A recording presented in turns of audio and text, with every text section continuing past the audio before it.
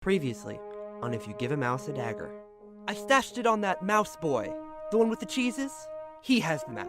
That was really not very smart because I'm good friends with him. Chef Spike tells you that Nathan was going on a delivery run to the frog family. The shelves move in opposite directions, revealing a doorway. This is the same kind of look the affliction has. And on it, there are only 3 words. Made you look?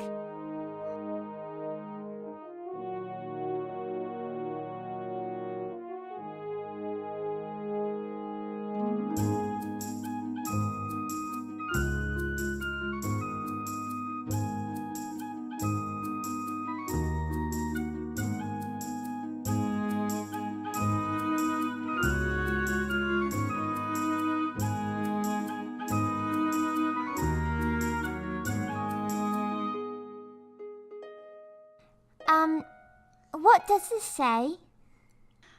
Oh dear. Well, it says, made you look.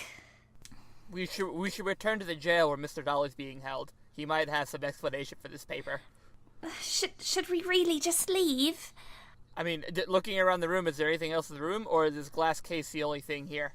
I mean, there are other things, not just the glass case. This is the thing set first and foremost past the door that you saw, but this is a very large, round room with mechanical-oriented contraptions, like things that kind of resemble a grandfather clock, and then maybe a bunch of tables with just random gears and springs and sheet metal, things like that. I would like to look around the room and see if I notice something.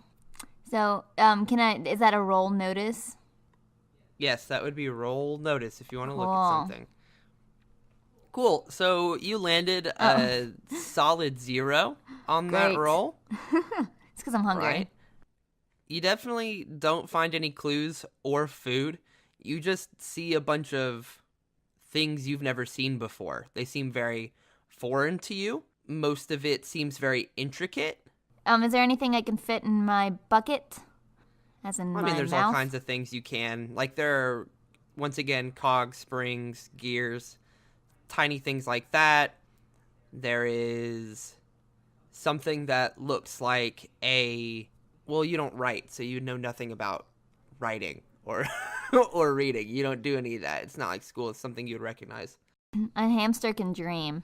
But I will take a little cog and a little spring if there's any clean, like, not rusty ones, and I'll put them in my mouth. Okay, cool. That is what you have done. Yep, never know when you need one. Portobello, what are you doing? What? What? Stop that! Spit that out! But it's, well, you never know when you're gonna need a little spring. I can take it and I'll push it down. I put an acorn on top, and then it flies up. And Bungo can eat an acorn from a tree, and I can shout with him if I sits on the ground. Do you really need to keep it in your mouth? Can't you just put it in a I'll pocket? put everything in my mouth. Portobello's buckets are a bag of holding. Yes. Up to 1/5 his body weight. Yeah. That's science. So. All right. He's a growing boy. That stuff expands. Yeah, he needs some iron in his system. Is that what you're trying to say? A little bit of tetanus. Well, I'm not gonna eat it, okay? I'm not crazy. I'm just gonna keep it in my mouth. Yeah, well, that's what you found. That Cool. is the result of your notice roll. All right. Well, then I guess it's done. What's the name of the guy that our guide that brought us here? Edward Redmayne. Just to remind you, he is a fox. He is soft-spoken. He is the he's in charge of the Lookout. watchtower. Yeah, he's the lookout. He sits on top of the watchtower and makes sure nothing is weird is going on. He works for Captain Fangpierce, technically, which means that he kind of alerts her of all the things going on outside the city. And he's also just kind of like the resident tracker and occasionally helps out Namora Spike with getting some food. Okay, Dig says, we might need to be letting our friend Edward Redmayne know about this. The rapiers and the cask of affliction and the fact that it seems that nobody is here is very concerning. Edward was talking about there was a lot of movement outside of Mossflower, so this raises some concerns. I absolutely agree. We should go back and meet up with him. That's a good plan. Seeing that there's like nothing else in the room that we know of, that we notice, Yeah. we should probably head out. Everybody follow me. Lead the way. Portobello's the line leader. It's so you can all see over him, right? Like, Portobello is in the front, because if Diggs was in the front, you guys would have to look left and right around him. But if it Right. goes Portobello, Clementine, Diggs, then you all just look straight forward. You can see everything just fine. Also, but you gotta tell me which way I need to turn.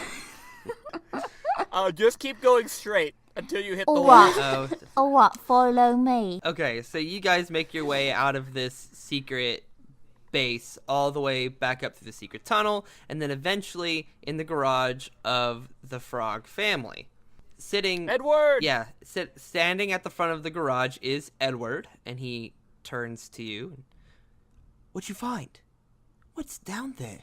Edward, there's something absolutely terrible going on down there.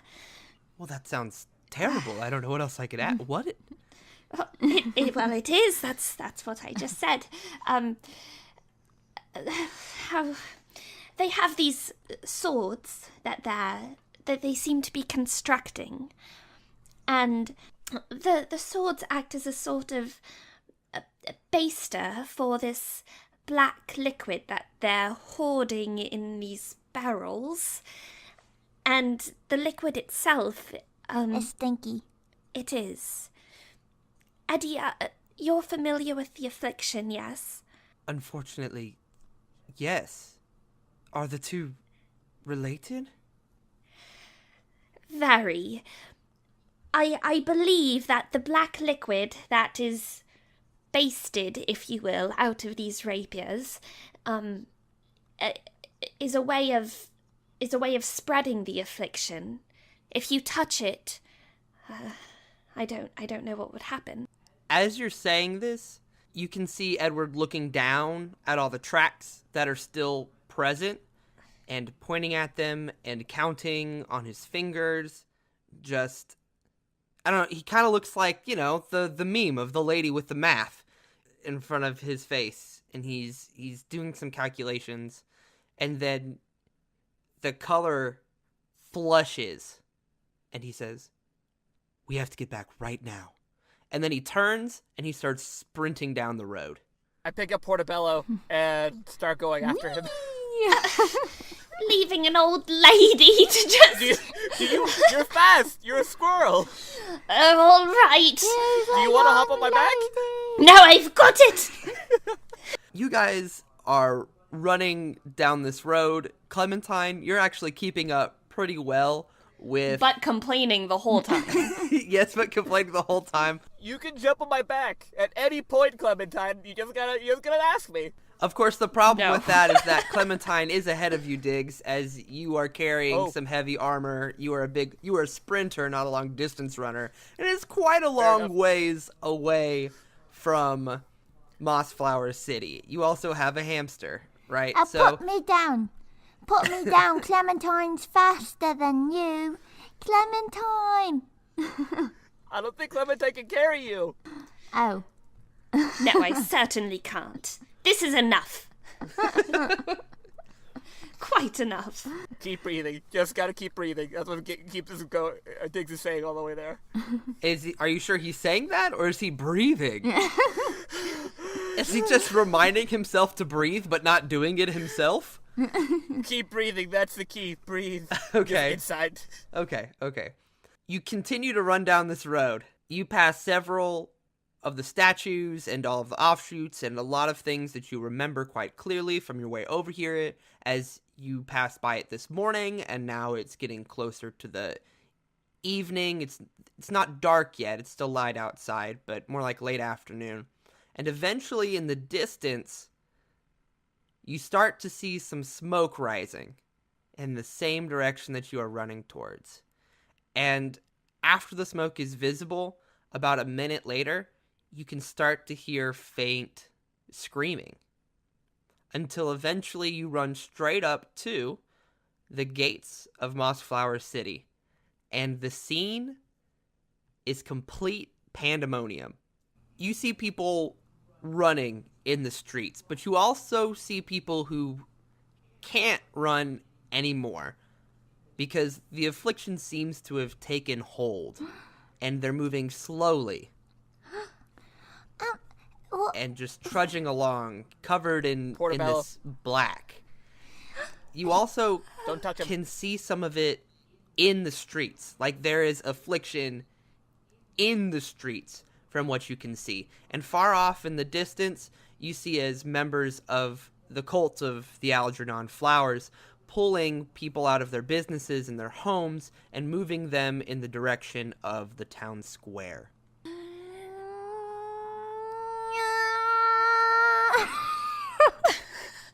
This has to end. Okay, Portobello starts to just cry. Portobello. Where's Bungo? Edward drops to his knees and is muttering under his breath, I should have been here. It's my job. It's my only job. I could have said something, and I Eddie, I wasn't stop going that to- right now. You've been doing your job this entire time, and you've been invaluable to us. Portobello, come here. I'm gonna hug Portobello. We've got to get away, but I want to help all these people. And what about Chef Spike and all my other friends? And what are we gonna where's the do? guards? We'll do our absolute best to help everyone, all right? But we need to remain calm for us to do that. Everyone's gonna get real hungry. How are we gonna feed them all? Are there any local religions or churches that I should know that would be helping feeding any sort of charity service? Well, the culinary center is kind of a charity service, right? You pitch in one. It is communal though, of course. You pitch in one ingredient, but you always get more than you give. You always get more than you give, right? So that's kind of the way that works. I haven't set up any religions in this world, as there really aren't any. I mean, Let's honestly whole- we can probably keep it at myths or legends or something. yeah, I mean, it's Yeah, just yeah, myths yeah. and legends and histories and stories and ancestors and things like that. Maybe the first thing we should do is go to the Culinary Institute and see if they're willing to help out anyone who needs it. Yeah, cause what if they need this little, and then blah, he pulls out the cog in his mouth. What if they need this? Portobello, they just might. They just All might. right, let's go help them. Diggs? Diggs is looking around for guards. Where are the guards at? Now, I will let you know, mechanically, what's going to go on this session. As I was saying earlier, it is kind of a tutorial for me, as I have made every session that we've done a different thing, whether it was a skill contest, or just general exploration, or a riddle, or combat, or something like that. It is now time for a skill challenge. It is different, Eric, than what you're used to in D&D, because you make us, whenever you DM, you do these for us all the time, which is great, but it is a little different. So the way it works is that right now, I just kind of have the city in chaos, and I don't actually have a lot of specifics for the different places in it, minus the town square. So whatever you guys want to go do, I will then kind of freeform improvise in order to give you something. when you get to this situation and I then say, this is what it looks like, this is what you're up against, you will tell me what you want to do, or we can work together to find different solutions to solve the problem. We will have the different skills lined up. It'll be a minimum of 3. You'll have to all do 3 tasks. And then from there, after you roll all 3, then I will be able to create a narrative in which maybe all 3 went perfectly well, you saved the day, or 2 things went well and 1 thing went wrong, and so, like, one of them is causing a complication for the other, I weave a tapestry, blah, blah, blah, blah, blah. That's the mechanics of it. So, you all 3 can say where you want to go and what you want to do. I will then tell you the scene of what's going on. We can all work together to create solutions and assign the necessary skills, and then you will roll, and then we will have an outcome. So the scene is there are some people like falling completely into the affliction and are just out of commission or like slowly trudging, people running around in panic, people from Kotaf pulling people out of shops and taking them towards the town square, and just general mayhem. Yeah. That's what we're looking at? Okay. There is chaos everywhere. Some could call it pandemonium. I have already called it that. I'm just being silly. Yeah, but those people are the worst. Okay. What do you guys think? You guys think we should go directly for the barracks and try to get some support? Or... Now, also, this is a time where it's not combat-oriented. You will not die. Splitting up the party is not a bad thing here. So if Diggs wants to go to the barracks, but Portobello wants to go to the culinary center, that's fine. Okay, Diggs is definitely going to want to go to the barracks to try to get some support or muster some support or help, like, organize whatever's here. If Fang Pierce is, for whatever reason, out of commission, try to, I don't know, get as many people alive out of the city or out of harm's way. I want to go, Clementine wants to go to the house of, what was the woman's name that was the cook? Namora Spike. Namora Spike. I want to go to her house and talk to her. Oh, what about, what was the museum guy? What was his name? Professor Clarota. Clarota. We have so many friends here! And you don't know where they are. I know! What does Portobello want to do? Well, he still wants to go to the Culinary Institute to see if people need things, but if he knows that Chef Spike would be in our house, then I don't see why he wouldn't stay with Clementine and go do that first. Does that make sense? Yeah. It's also, I mean, since it's getting dark, it's probably around dinner time. I personally don't see why she would be in her house. That makes sense.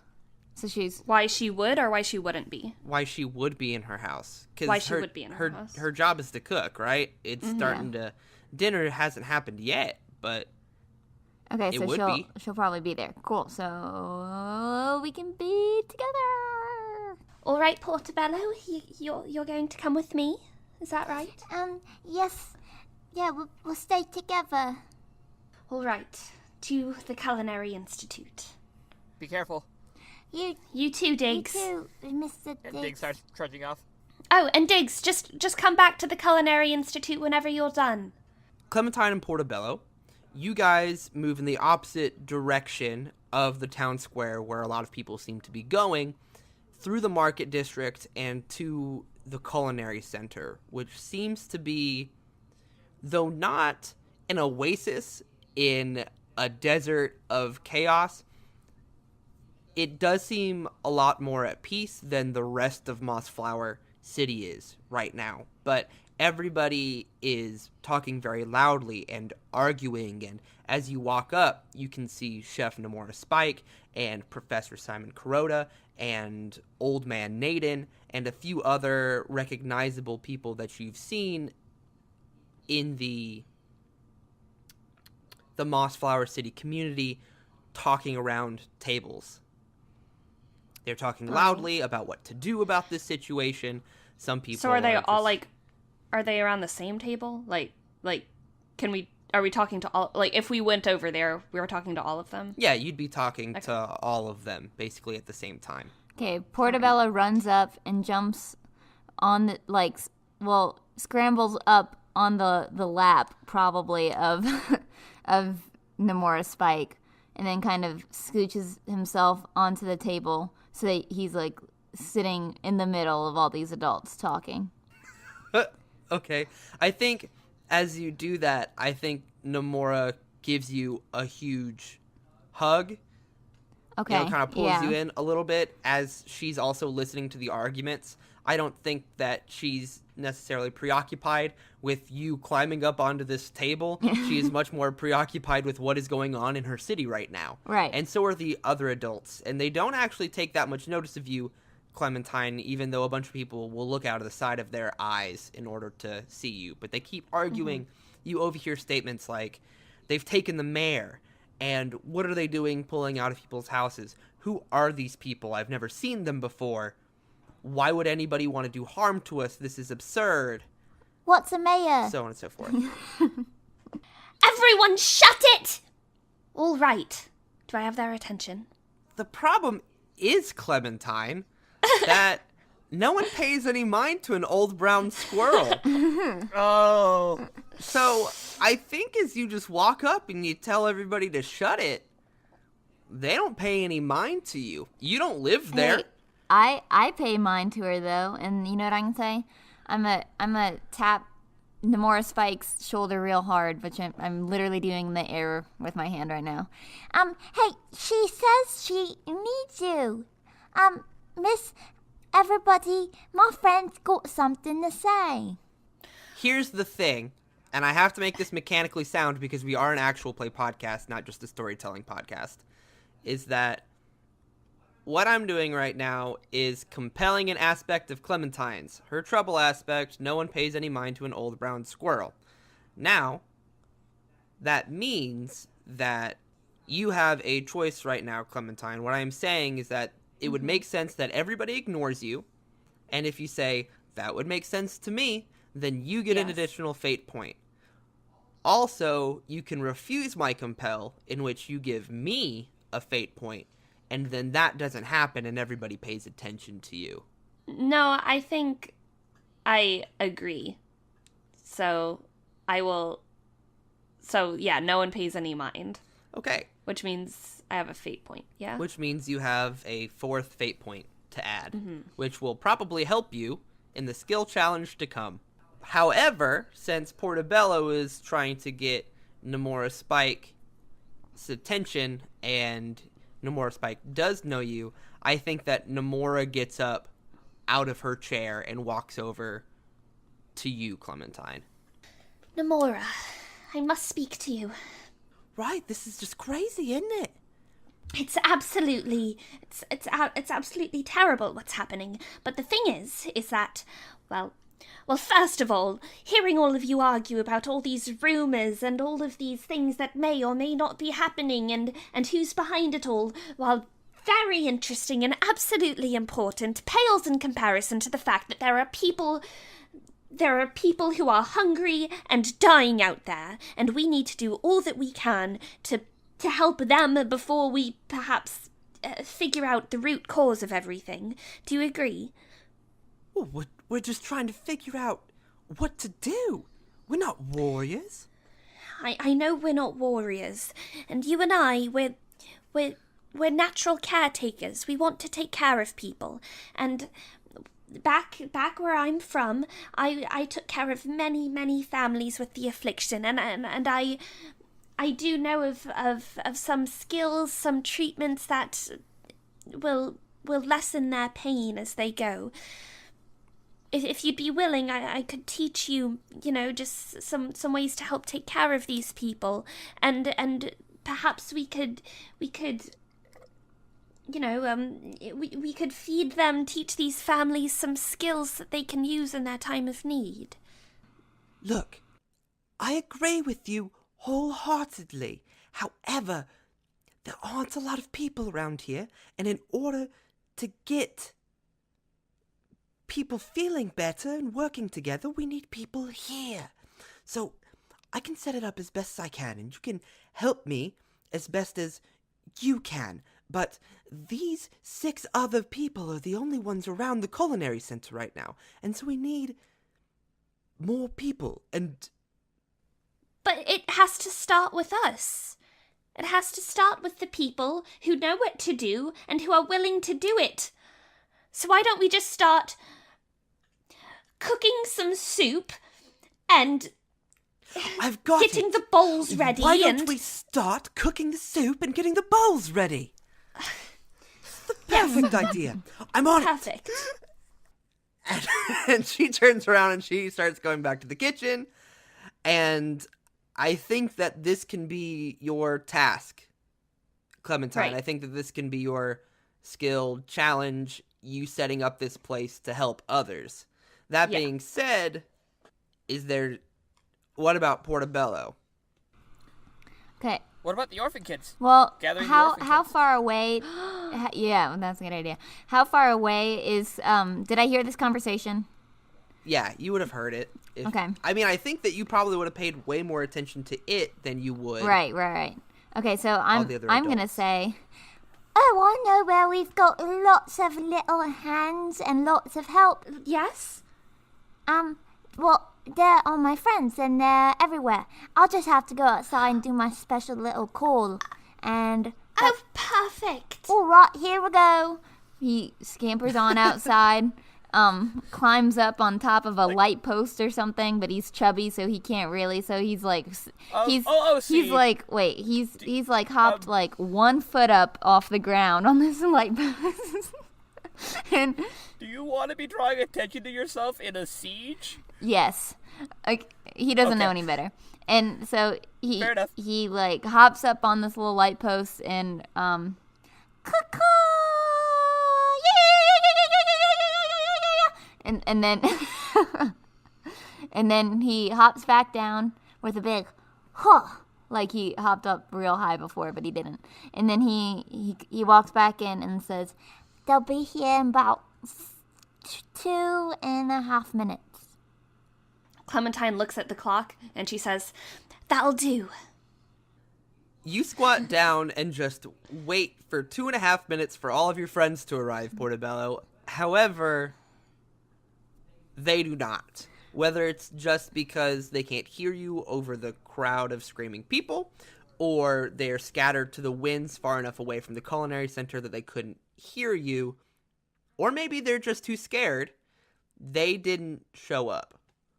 First of all, without even checking after the 2.5, like without checking a clock, I don't even know if there are clocks around, but without checking a clock, I'm gonna immediately say, "Well, where are they?"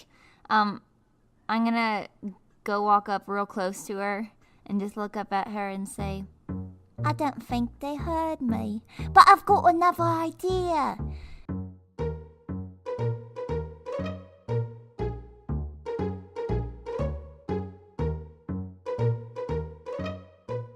Hello, everybody. This is Aubrey here to give you your mid-episode announcements.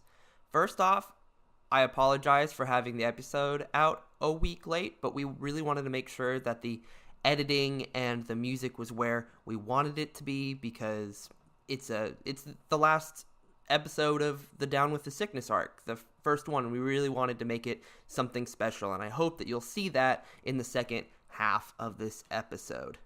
We should be getting on to regular schedule again next week. I'm hoping to put out the next episode on Tuesday of next week. It won't take as long as it took this one to get prepared. Also, you can follow us on all sorts of social media. We're at MouseDagCast across the board. Insert section here about how we ask you to go on to social media and share things, or leave a review on whatever podcast app that you use. Tell a friend, please tell a friend, please tell a friend. Oh my goodness, please tell a friend. And last but not least, Hannah, Eric, and I were all on a podcast called Recorder on the Wall recently. It's a podcast that reviews all of the Redwall Books, and we were there talking about this show for their fan fiction special because our show is still kind of a fan fiction. So if you guys want to go check that out, get some details on our shows, or just listen to their show to learn more about the Redwall Books and what they think about them, then go do that. The podcast, once again, is Recorder on the Wall. I lied. That was not the last thing. The last thing is that I will be at Comic Palooza in Houston, May 10th through 12th. I will be trying to shell out a new tabletop RPG that I am designing with my friend Trent. And so if you want to stop by, go find the Paws and Claws playing areas, and I will be glad to talk to you on whatever breaks I have when I'm not running games. Anyways, thank you so much for listening to the show. We hope you enjoy it. And now let's get back into the action.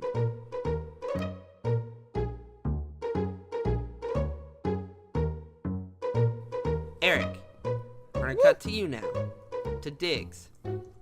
You run up to the barracks, full sprint, reminding yourself in your head to continue to breathe. That is the trick, so that you don't get too winded.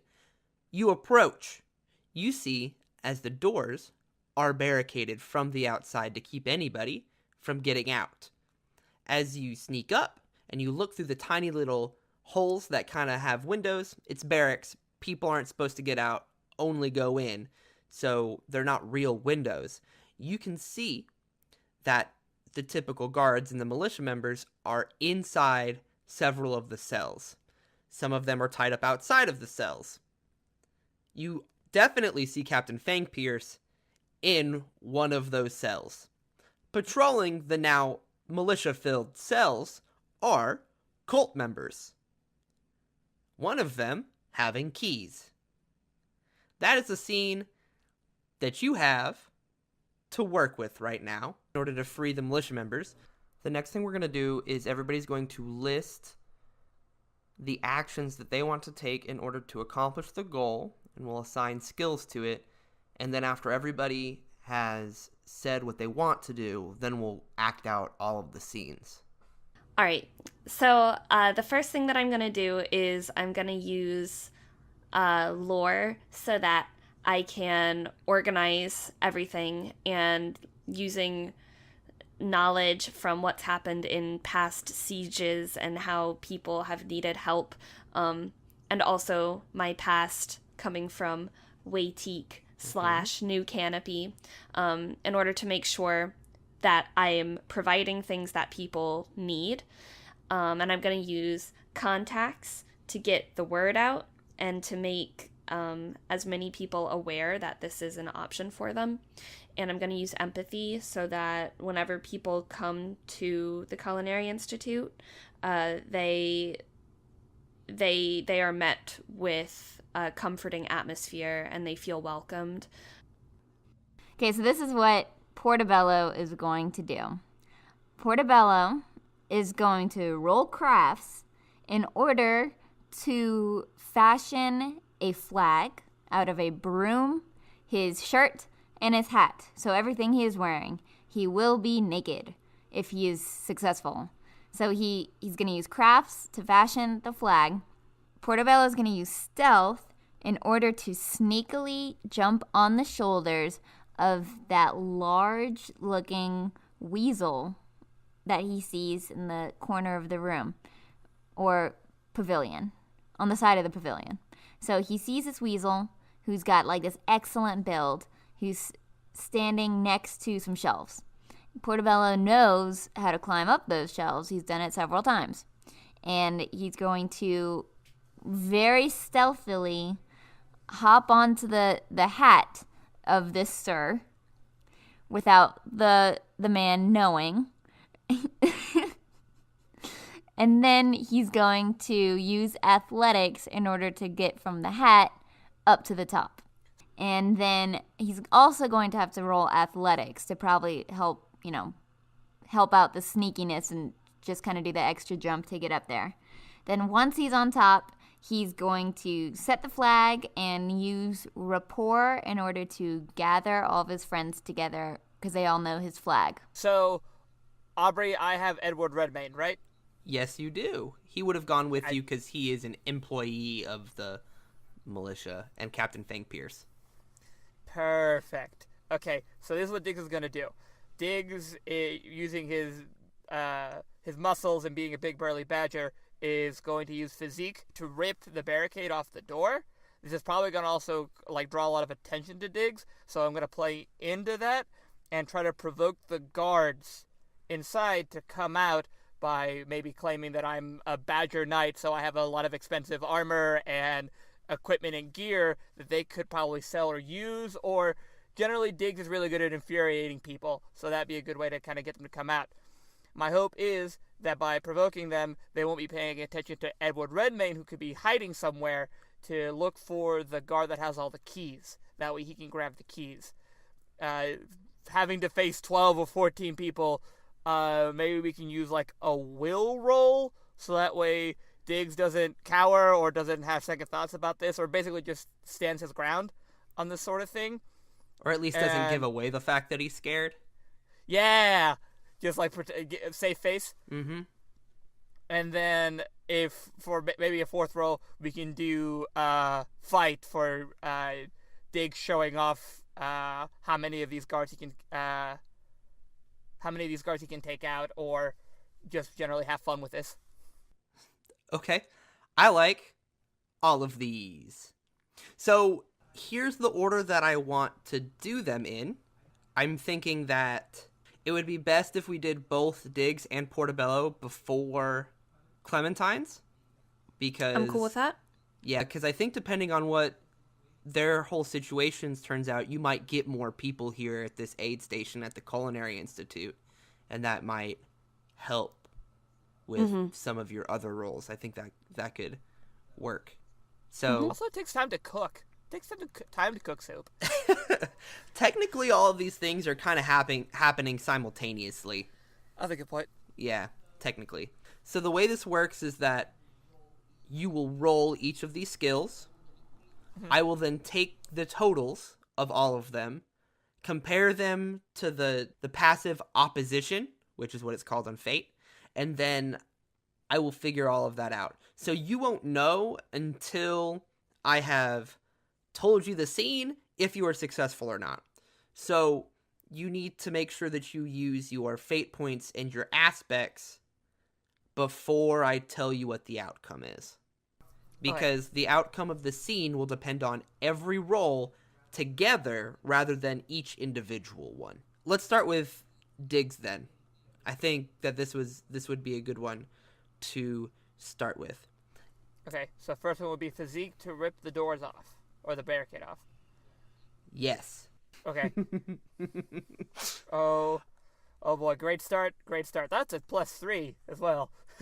Yeah, so, okay. So Diggs rolled a 1 for his physique. Would be provoke. We got a 2 on that one. Could I invoke the aspect Badger Knight of the Order of the Crescent to kind of let them know that, hey, I got expensive stuff on me? Oh no, wait. I have a stunt. I have Infuriate. Sometimes fear isn't an option, but doesn't mean you can't still get up someone's nose. +2 to provoke rolls. Whenever deliberately trying to get someone angry with you. Let's make these people upset. Okay, so you're through this stunt, you are moving your provoke roll from a total of a 2 to a total of a 4, which is good. Now remember, on top of that, you can also do aspects. You have 2 fate points to spend, but we can do that after you do the other rolls. So how about you roll for will now? For will? That's a total of a 1. So that's fun. And then how about you roll for fight now? For fight. Cool. Can I use my last fate point to do will do anything for fame and glory to kind of Diggs would be probably very motivated since people are probably watching and Edward Redmayne is watching this going down. It would definitely want to try to impress him. Okay, so you're wanting to move the fight score up from a 3 to a 5? Yes, I'm capitalizing on my strengths. Okay, so that's 1 fate point for that one. And what did you spend the other fate point on? the provoke roll to use my stunt, infuriate. No, you don't have to. You don't have to. Do you? Oh, I don't have to? Oh, you're right. I'm sorry. No. You don't have to spend a fate point for that. So you can use an aspect to... How about, actually, Vanquisher of the Great Wolf. He maybe, digs things like, I took down a giant wolf. I can take on 12 guys. Yeah, let's go for it. And that is to augment your which roll? Will. My will. Okay. Give it also a +2. Alright, so that comes out with your physique roll to remove the barrier as a 1, your provoke roll to get the cultists to come fight you at a 4, your will roll to not be scared, a 3, and your fight to keep them occupied is a 5. This is how I think the scene turns out. I'm so excited. You walk up to the door that is barricaded from the outside, and you start to yank at all of the boards that are nailed to it to keep it from opening, and even though you don't actually succeed at that whatsoever, you do make enough of a ruckus to where one of the cultists walks over and looks through the small peephole and asks you what you are doing. I do want to ask, what do you say back? I, Diggs, Vanquisher of the Great Wolf, have come to vanquish you. Oh, really? Wait, Vanquisher of the Great Wolf? Wait. Hold on. Hey guys! This guy said he fought the wolf and vanquished him. This isn't the guy, right? And you hear some murmuring in the back. Diggs voice to his scarred eye, which is at this point probably not completely healed up, still a little bit fleshy at this point. How do you think I got this? I was showered in riches and medals, and I even got this awesome suit of armor for my deeds. I'm trying to lead it to the provoke. Yeah, no, it's pretty good. I like it. You hear somebody from the back yell, well, what if he's telling the truth? Or if he's not, we can still kick his rear end. Oh, that's a good point. We could do that. That's a good idea. Hey. Is that the guy from Monsters Yeah. Inc? Sorry. Let's get a... Hey. I'd like to see you try. Lenny, Spade Paw, Flatfoot, Cheesehead. How about we go out the side entrance that's not blocked and rough them up? Yeah? And then a few of them are like, yeah, it sounds like that would be... It's way less boring than being in here. And then a few of them walk out the side entrance. They come to fight you, and they come at you, but you're gonna fight them. And you do, quite swiftly, with a total of a 5, and there's only 4 of them. Your stunt of Army of 1 means that the odds don't matter to you. When you are physically attacked by a mob, opponents in that mob do not get a teamwork bonus to any of their attacks. This is probably a little bit more of a brawl, so when you're fighting a mob of nameless NPCs, you can deal 1 additional stress on a successful physical hit, and so you take on this mob incredibly well, and it is a huge show. So much so that the others in there take note, and even though they don't come to attack you, they are looking out of the smaller window-esque holes in the building in order to see what is going on out there. I would like to think like Diggs is doing a lot of like spinning and like moving around, a lot of twirling with the poleaxe, trying to do his like many flashy moves to get as much attention as he can, so that way he can get as many of them looking out the window and make it interesting. Yeah, you look flawless. It looks like you've been practicing with Mr. Miyagi for a very long time, and now you are an expert at all of these moves. And while they are distracted, Edward steals the keys and is able to let out all of the guards. And then they swiftly kick the rear ends of all of the cultists that are in the building.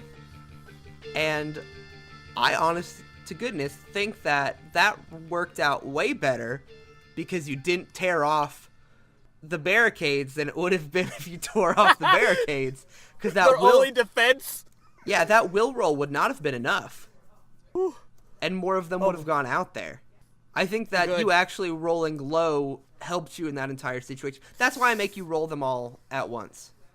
Okay. For things good, like good, that. Good. That's cool. If we could have like a scene at the very end, it could be like all of the cultists all tied like together in one big circle, all together, one bound up like around a pole or something.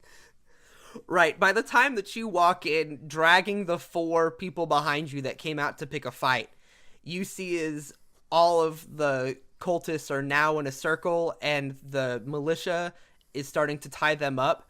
But then Captain Fang Pierce, oh, you got the last ones. Excellent. I got 4 Throw more. them in. Throw them in. Literally throws them in. Yes. Good. Glad to get rid of this scum. We had a mole in our system. We had a mole a who's spy? a guard. Yeah, well, yes, and also he was a mole. And an actual mole. Yeah, and he had he was Figurative also mole? a figurative mole. He was a literal mole and a figurative mole. And this sounds crazy, but he had a mole. We called him Moley. Moley the mole with a mole, but now he's Moley the mole with a mole. And this So is like, mole to the 10th? Is that what we're going with here? there's a lot of moles. Anyways, where are all these cultists at? Because I'm gonna need to really put the screws to them. They're pulling people out of the shops, and last I saw, they were dragging people towards the town square. Before you go out there, they have these rapiers that they're using to spread the affliction. They're almost like a turkey baster. They're shooting out this I guess essence of affliction to infect people, and there are many civilians out there already overwhelmed with the affliction. For 1 second, you can see a sadness, a melancholy, really, in her face, and then she instantly snaps off of it and starts making orders. That means we're gonna need shields. Everybody's gonna need shields. We're gonna need headwear with visors. Make sure that they come down properly. Bring the extra armor for civilians that they need. We need to set up a place with blankets. Whatever we can find, let's get it out of here. Make sure that every inch of your fur is covered before we go attack the enemy. My friends have gone to the Culinary Institute to set up a base of a center of assistance, so maybe we can take some of the civilians there. That is also wow. You want to be my lieutenant? That'd be great. My last lieutenant was Moley, the mole with a mole, and I clearly can't hire him back. So, would you? Giant grin on Dig's face, and he asks for a helmet with a faceplate. You got it. And then she splits them up and tells certain groups to gather civilians and take them to the Culinary Institute, but also she's going to lead a group to go scout out the town square where everybody is meeting. Captain Van Pierce, where would you like me? Honestly, you do you, but as we go in there, I am going to need you. We will all regroup at the Culinary Center where things are. It'll also give us a defense in case the enemy catches on to where the group of civilians is. If you could actually lead defense there, that would be a huge help to me. Yes, ma'am. And Dig starts running towards the Culinary Center. Good. Portobello, it is your turn. Yay. Okay. Please. So did you? Oh. I have to roll everything at the Yes. beginning. So roll me crafts to make the flag. Ooh, a 4. Ooh. Roll me stealth to get on top of Mr. Weasel. A 6. Holy cow. What okay. is going on? Roll athletics to get on top I'm a of the hero. pavilion. I shouldn't speak so soon. Oh. Yeah. 2. That's still pretty good. Especially okay. for Portobello. Yeah. Since Portobello has a +2, that's actually the most average roll that Portobello could roll, considering that the bell curve of fate dice means that 0 is by far the most rolled roll. Yeah. Yes. And now Okay, roll and then- rapport. 4. Oh my god, Portobello, you're broken. You're so good. Okay, now, also, you can use your stunt for that last one as well. Oh, wow. Okay. I sure will. Right? So you want to add target audience, which is pick a specific field of endeavor, such as a crime, business, politics, espionage, or the occult, you gain +2 to rapport rolls whenever dealing with someone from that field. And technically, all of your orphan friends are criminals because you all run a stealing gang, essentially, which means that you do get a +2 to that 4, making it a 6. And I would also like to add the aspect street smart, not book smart, and we'll add that to my athletics roll because I'm used to doing these sorts of endeavors, and I'm often running on top of places where I shouldn't be, and I know how to get around pretty well. Okay. So that means crafts are a 4, stealth is a 6, athletics is a 4, and rapport is a 6, which is phenomenal.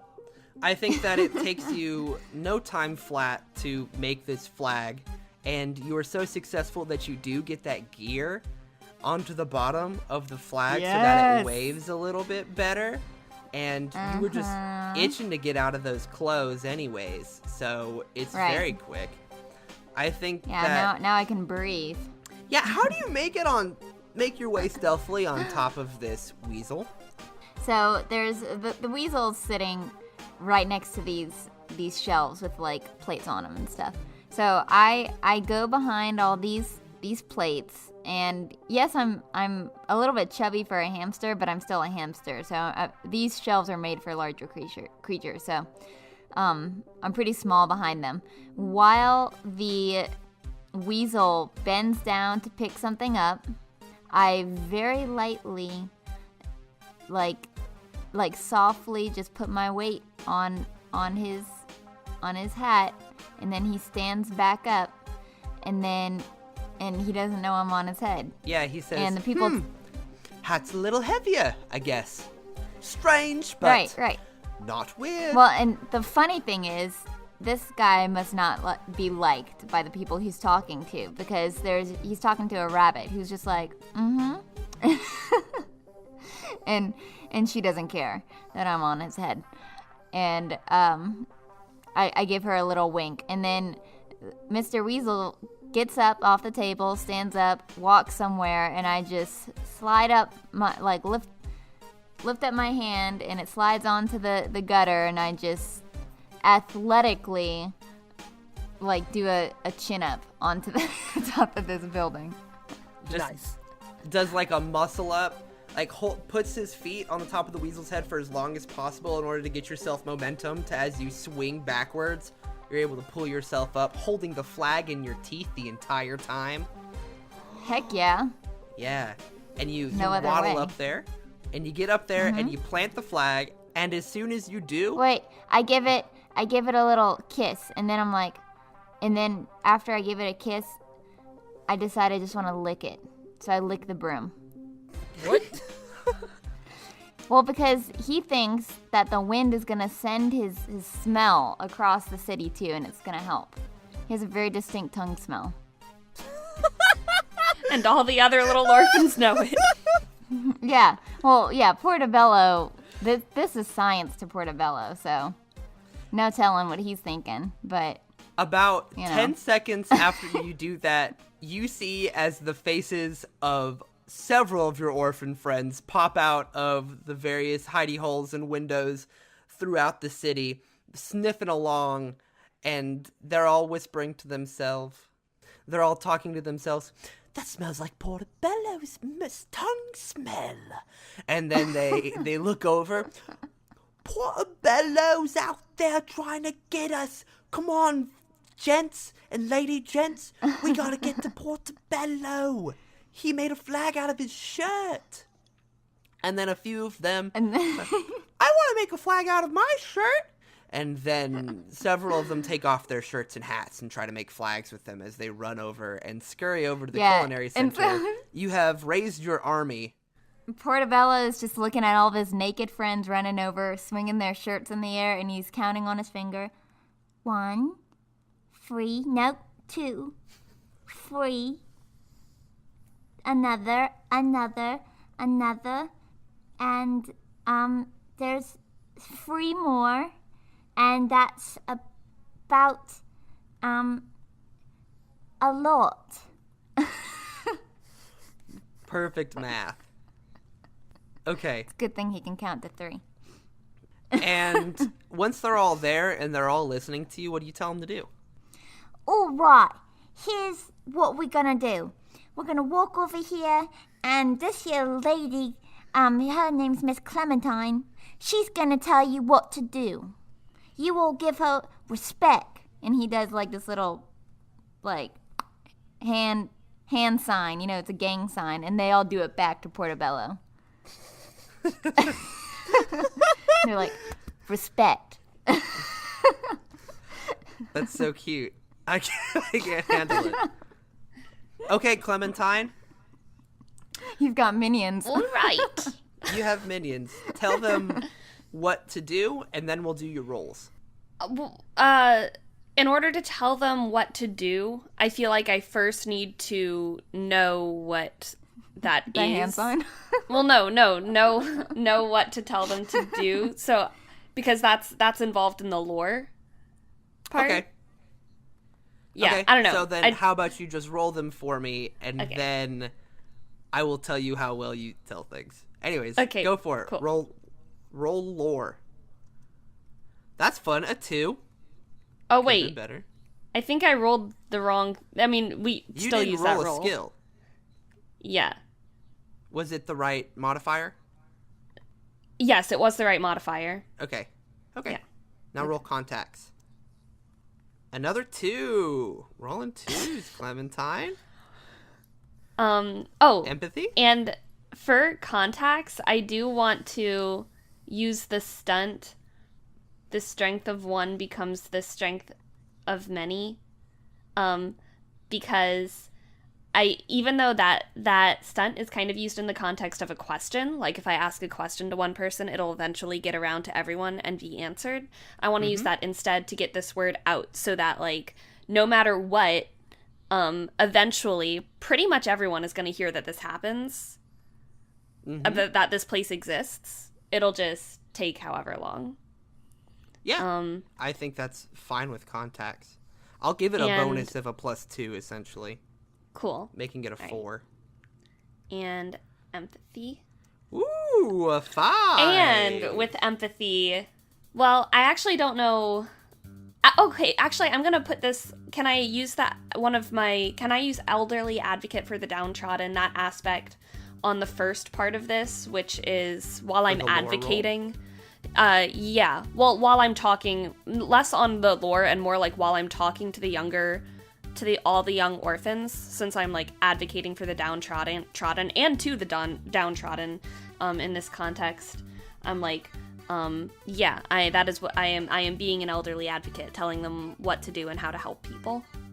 Yeah, and I think that it also lends into your things because you've been an advocate for the downtrodden for so long that a lot of this is just instinctual for you, and so you just kind of spout off instructions knowing you've set up so many of these places before, though smaller in scale, stuff. Yeah. Yeah, so that brings a lore up to a 4, the contacts up to a 4, and an empathy up to the 5. Is there any other aspects? I mean, you got 3 more fate points to spend after that if you want to invoke any more aspects just to make sure that everything succeeds. I'm gonna also invoke the harsh judge in the monthly New Canopy cooking contests, so that the food that we cook, no matter how few ingredients we have, the food that we cook for these animals is darn good. I love that. I didn't know you were going to go with that. I had no idea. I was like, the harsh judge, are you saying that you're going to yell at people but make them feel accomplished? But no, okay. I might be strict with the orphans who are cooking the food. Yeah. So, yeah, and we can add that to your lore roll because it is helping prepare meals for a lot of people with limited amount of resources, which I like. Bringing that up to the lore being a 6, the contacts being a 4, and an empathy being a 5. Nothing else? Nothing else. Cool. Well, I'll let you know it was super successful. You get to say what you tell to all of these little orphan workers that you have. You I tell them, evil person, just taking orphans and making them work in your factories. Of course. I tell them, all right, everyone. we need bedrolls and we need blankets, and you there, you, start warming up some water, and we're going to use it to clean people if they come in and they're dirty, and you can go fetch the towels so that we can lay the warm towels heated with the warm water on the people's heads who are cold, and you there, you can start the fire, go get some kindling, and all of you, and then I give all of them a list of ingredients that I've written down, and I say, go search the town for these ingredients, see if you can find them growing anywhere, or acquire them some other way, and we will use these in the soup. And then some of them probably can't read, since Portobello can't read, and so they're like, okay, but what are they? And then I'll tell them all the ingredients with my mouth, and my voice. You're not gonna do charades with them? Act out the ingredients? Yeah. And yeah, that's it. Okay, and I think that hey, as they all... Oh, go ahead. Can I add in a detail? Because I know what these hamsters, or these Of course. small orphans are all going to do. They're going to start a song. And it's going to go, hi-ho, gather towels, get the food, grocery list, la la la la la. And it's like they know this song. They've got some kind of like hive mind.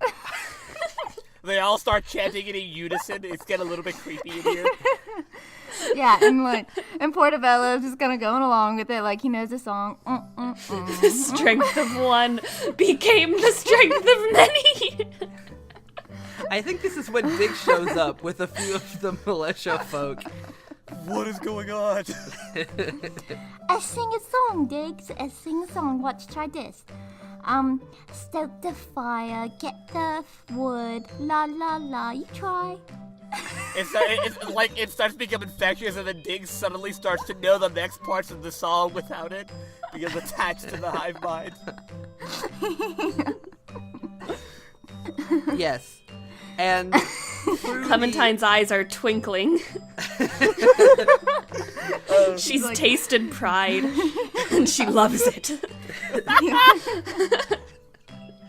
through the orphan chanting and the presence of the militia and you just telling old people to get the word out and not old people to get the word out and just getting people to go canvass the area for survivors.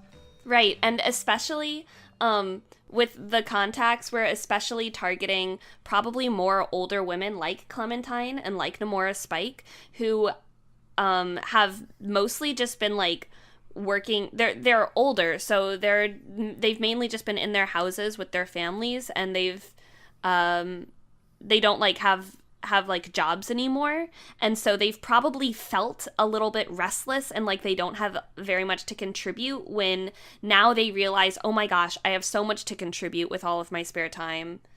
And that's sort of like the word that I'm sending out. Hello, all of you other old grandma type ladies, please come, we have a place where you are needed. The one thing the cult didn't expect: old grandma power. So now we have orphans and soldiers and grandmas. Perfect. They're all rolling up their sleeves, like wrapping up their ears. It's a glorious sight to see as everybody seems to be working together. Jaimes would definitely be giving like the guards orders to like bring people off the streets, like set up a perimeter around the Culinary Institute, get like any archers on the roof, and like if they have this cloak with this flower on it, take them out. You know, set up defensive posts around the Culinary Institute in case they start getting attacked. They have like something to defend themselves with. Yeah, and I think that this all coming together, the place looks well defended now. It looks welcoming because now there are all of these helpful workers that have welcoming faces and just good tones of voices, Songs. helping people. They've got the lovely, lovely orphan chorus going on right now, and it just seems like the place to be, especially since the other place to be is getting sick with the affliction in the streets. So clearly one's a better option, and people start to gather up until the point that after this goes on for a few hours, the sun is beginning to set, and Captain Fang Pierce walks up to you, Diggs. And Yes, Captain. okay, so here's what's going on, is that everybody seems to be gathered now. If they are not here, they're in the town square. I've set up archers on the roofs, some people hiding in the shadows, but the mayor is being held hostage on stage with that stinking mouse and a few of his other guards. I'm afraid that if I send people in there, that more people will get hurt with, the presence of the guard. I need you and maybe your friends you work so well together to go in there and see if you can secure the mayor, and then we can get in there to help save all these other people. Okay. Can you do that? Yes, Captain. And Diggs goes to grab Portobello and Clementine. We've been given a special mission! And Diggs is getting really excited. Sing it. Sing it? We have to go inside the square to get the mayor. I had a good rhyme, Eric. Yeah. Portobello. My lord. Portobello. Portobello's like nodding his head. He's like, He's digging your beats. The square? What's he doing in the square? I believe everyone is being gathered in the square, and he's currently being held hostage by, what's his name? What's the mouse's name? Wow, Mr. Dolly. Being held by Mr. Dolly, and we can't secure the square unless we get the mayor out of there. We can get a lot more people help if we get the mayor out of there. Clementine's eyes twinkle even brighter, and she says, well, if anyone can do it, we can. Okay. So, as you go to the square, it's pretty easy to kind of mesh your way into the crowd of people that are still kind of being pushed or honestly cattled into this square, where there is a stage set up, as there always is, but normally it's for things like plays and public announcements. But today you see the mayor on his knees with his arms being held out by two large animals, one of them being a rat, the other one an otter, and Mr. Dolly is pacing back and forth across this stage, holding one of these rapiers. Citizens of Mossflower City, the cult of the Algernon Flowers is here for your salvation. For you require salvation. Long gone are the days of Mighty Mouse warriors and badger lords, and it shows in your uncalloused hands and your oversized bellies. But even more disappointing than an unwillingness to look to your past for inspiration, you refuse to look to the future. There is no innovation here, no inventions, no new thoughts. You are a stagnant culture, a stagnant people. It shows in your apathy, and it shows in your weakness. But, that being said, the cult of the Algernon Flowers is here to help. We're here to lead you from the path of ignorance and weakness to one of knowledge and strength. You shall all be tested, and for those of you who are too stuck in your ways and unable to adapt, well... And he steps to the side, and he plunges his rapier deep into the forearm of the mayor, whose arm's being held out. He squeezes the handle, and then steps to the side. The mayor is slowly covered from the entry point by black lines, covering his entire body, overtaking his brown fur until he is a single shade of black. Even his eyes are the same color as the night without any stars. And then he falls forward on his face. And Mr. Dolly continues. Of course, not all of you will share his fate. No, there are those of you who will adapt. You will overcome the affliction, and from there you will be shown the truth, and you shall begin preparing for the trials ahead. However, I leave you now. Clutchny, he is in charge, and I leave you in good hands. And as he's saying that, he pulls out a piece of parchment from his suit jacket. He opens it up, and you instantly recognize it as the map. He seems to look up and around, kind of checks the wind, and then he checks right behind him. And as you follow his eyesight, you see 2 sparrows in the distance flying towards him with their talons outstretched. As he looks over to the front, he spreads his straight to his outwards to his sides in like a T pose and closes his eyes ready for takeoff. You now have time to act. Or ask questions before you act. Portobello, do you have your slingshot? Does Portobello have a slingshot? I can't remember. Yes, I do. Get one It's of in my those bucket. bags. Okay, I pull it out, and I'm gonna Picks up roll. Portobello, so that way he has Yes. a good shot. Heck yeah! And should I just roll shoot? Anything else I need to do? You're rolling shoot. That is your shoot score. Let's see if we can add a bonus to it with Diggs lifting you up, which I believe would just be physique. With a 4. Good. Ooh. The DC was set at a 1, so I don't think you could have failed it. Anyways, which will give you a +2 to your roll, Portobello, which is a 5. I think that what happens from here, with Clementine's excellent instructions, you pull out something from your bucket. What's like something firm that you could use in a slingshot from your bucket? Because you're not going to find anything in this crowd, I don't think. I've got a marble. You've got a marble. And Diggs lifts you up. As you are being lifted up, so is Mr. Dolly. The sparrows clutch both of his arms, and he begins to lift, map still in his hand. You release the slingshot, and the marble hits one of the sparrows in its right wing. This is the sparrow on your left. This sparrow then dips down. And now the map, still in the hands of Mr. Dolly, is closer to the crowd than it is in the air. And you now have the chance to grab it.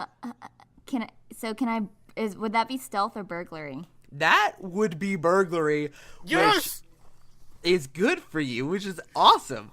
Because you're being held Can I up, roll you're the that? closest. Yeah, roll burglary. Yeah.